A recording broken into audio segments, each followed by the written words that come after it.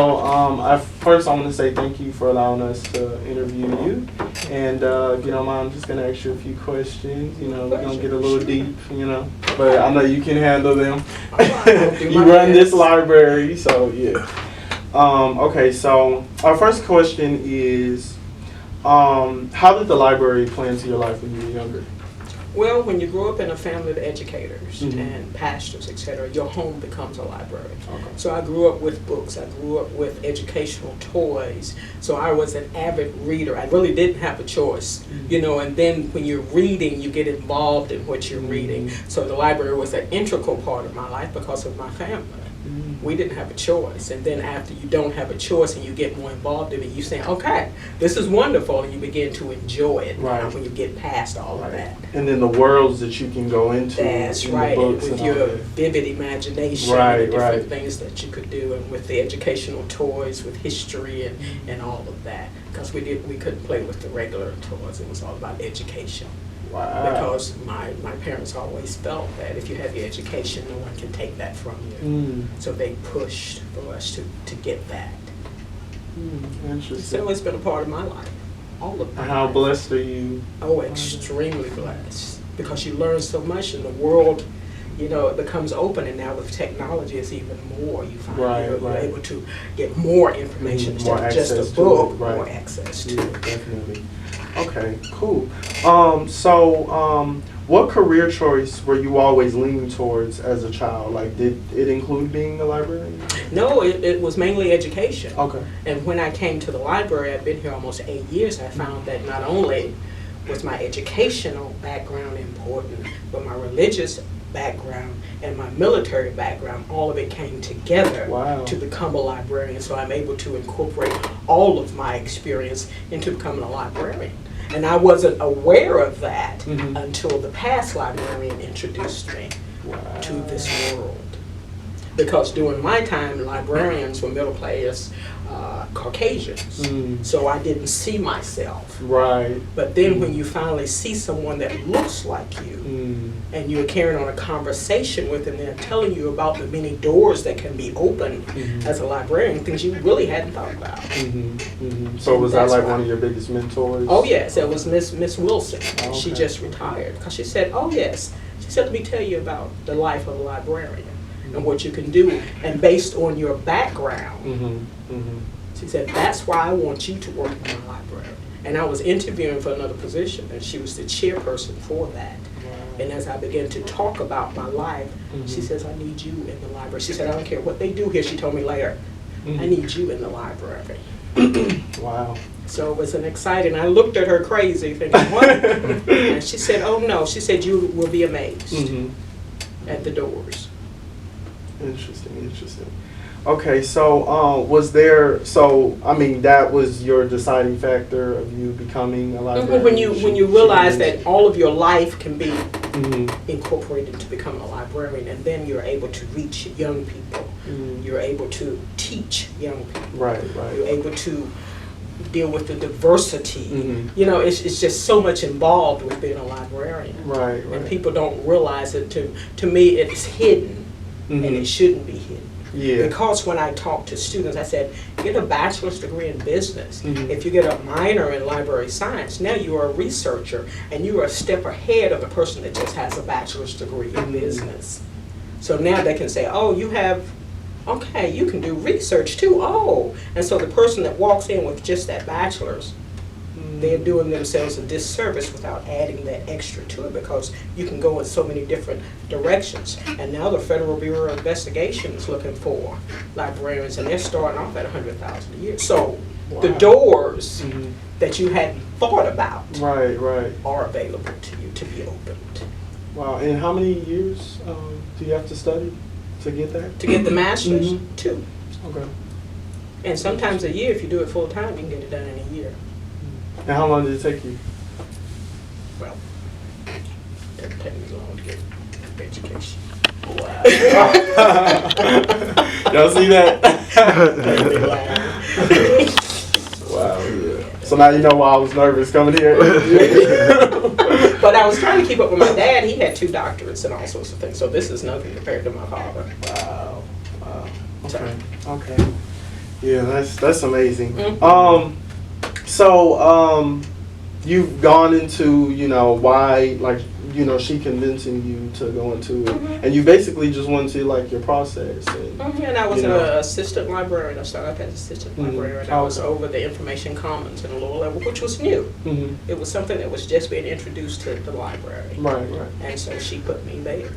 And it's been wonderful because after the diverse students, and in my background, the military, the special education teacher, the inner cities, it all just came together.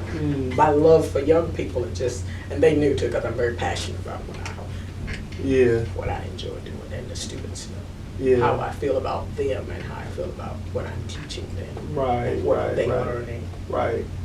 Interesting. Yeah, it seems like no matter who it is, when they come to you, they're still eager to learn, and that's the connection. So it seems like you would have a lot of charisma all these years, and now you can learn to talk with different people. Oh yes, because first of all, you don't judge. I accept you the way you are. Okay, what do you want to do?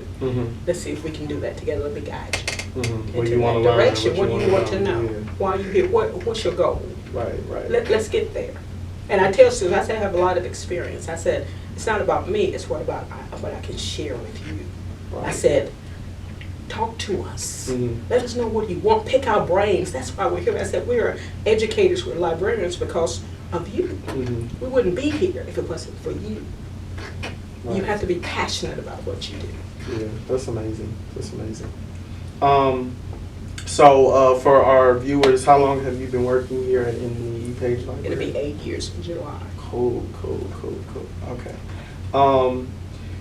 Now, can you describe to me the feeling you get when you wake up every morning and you come here and you realize that you are ultimately anyone on this campus that wants to learn information about our history, you are actually someone that can give that to them. Like, how does that make you feel? Oh, it feels wonderful. See, I drive 45 miles one way to get here every morning. Oh, yeah. So if I didn't enjoy what I was doing, I would not get on that road, even when it's raining or snowing. Because each day is a new day for me. What encounter am I going to have? Whose life can I touch? And that's what it's all about. I have students sitting here, and it has nothing to do with the library sometimes. They just want to talk. Because every aspect of their life will change when they go to college. Because now you have to be an adult. And so you always want to find someone that you can talk to, a confidant, that will discuss your life in confidentiality with you. So it's an open door. It's amazing. You're like, oh, what am I going to learn today? Because what I learned from all of you as well, because with the technology and all the changes, you all are teaching me just like I'm teaching you. We're able to share so much. And that's what it's all about. That's how we both grow. Right. We never stop growing. You never stop growing. You never stop learning. Especially when you work in the library, because new right. information is just constant. Oh, it's just constant. And some days I just sit here and it's like, okay, what about this? And what about this? And it's right here. Right here. And if I want to learn something, okay, let's, I'm just waiting for the things just to ooze out of my ears. It's just so exciting. It is. It's so exciting. I remember doing inventory a lot my freshman year, and I would just be crossing different books. I'm just like, wow, I wonder what that's about. I might come back to that, take a picture of that. Exactly. Yeah. So yeah. So there's no reason that you don't know things that are happening in your life. Right. Because you have the books, you have the technology, and you have people that have experiences. As well, that are willing to share. So I also want to know, how has the technology that has been brought, because I know there's probably been more technology as far as resources for finding information that may have been harder. Like, how was that really contributed to making the library run a little smoother? Well, see, I came in doing the typewriter, and so you were kind of limited, and you had all the encyclopedias, and you had to keep upgrading the encyclopedias, because I grew up with all of that. And now that we have the technology, it's very important for us to teach people how to find the information and the correct information, because they Google things and they think, oh, this is it. And it's just something somebody created on there. And so teaching students how to now search for all of this information and get the right information is very important.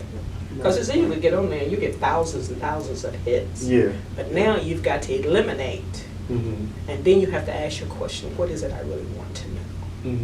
And then we'll teach you the critical thinking. Why do I want to know this? How am I going to find this information? Why is this important to whatever I'm doing? Yeah. So you're asking yourself questions. Right.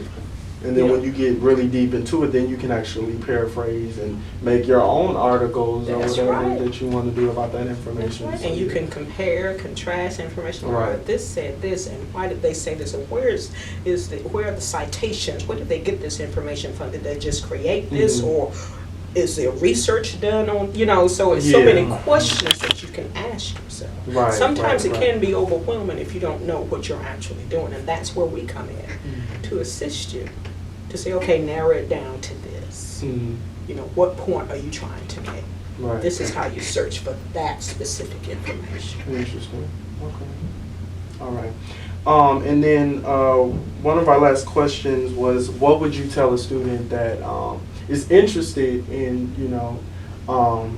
studying to become a librarian? What would you tell them? Well, there's so many different types of librarians, so you have to figure out, first of all, what are you interested in as far as becoming a librarian? Are you interested in science? Are you interested in engineering? Are you interested in history? Because there's so many aspects.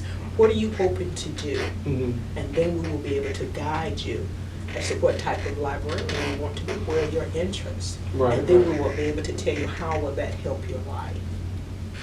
Because at this point, when we're looking at it now, there's so many librarians retiring, so the field is wide open.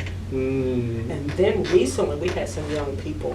One has a degree in business, and they went to a conference, and the people there offered them full ride scholarships for the Masters in Library Science because they were so impressed with them. There were 4 young men, and they were so impressed with their courtesy, their knowledge.